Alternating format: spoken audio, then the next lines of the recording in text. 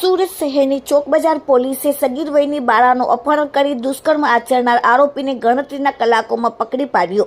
ચોક બજાર પોલીસ સ્ટેશનના ઇન્સ્પેક્ટર રાતડા સાહેબ, સેકન્ડ ઇન્સ્પેક્ટર રાઠવા સાહેબના સૂચના અને માર્ગદર્શનથી ચોક બજાર પોલીસ સ્ટેશનમાં મહિલાઓ અંગે દાખલ થયેલ ગુનાઓના આરોપીને પકડવા માટે તાત્કાલિક કાયદેસરની કાર્યવાહી કરવાનું કહેતા ચોક બજાર પોલીસ સ્ટેશનમાં એક ગુનો દાખલ થયેલો હતો, જેમાં ફરિયાદીને ભાઈને ત્યાં સગીર વયની દીકરી ઉંમર 14 આશરે થોડો સમય વેકેશન રહેવા માટે આવેલ હતી। તે દરમિયાન તારીખ 25/5/2026ના રોજ સગીરા કોઈને પણ કહ્યા વગર ક્યાંક ચાલી ગયેલ અને અથવા કોઈ તેને લલચાવી ફોસલાવીને ફરિયાદીના કાયદેસરના વાલી પીપળામાં કોઈ અપહરણ કરીને લઈ ગઈ, જેથી બાળકીની શોધખોળ કરતા તે દરમિયાન બાળકી મળી આવેલ હતી। જે બાળકીએ ફરિયાદીને બનાવ બાબતે જણાવેલ કે દીપક સોદરવા નામનો ઈસમ રમણનગર સોસાયટીના નાકેથી લલચાવી ફોસલાવીને અપહરણ કરીને લઈ ગયેલો હતો।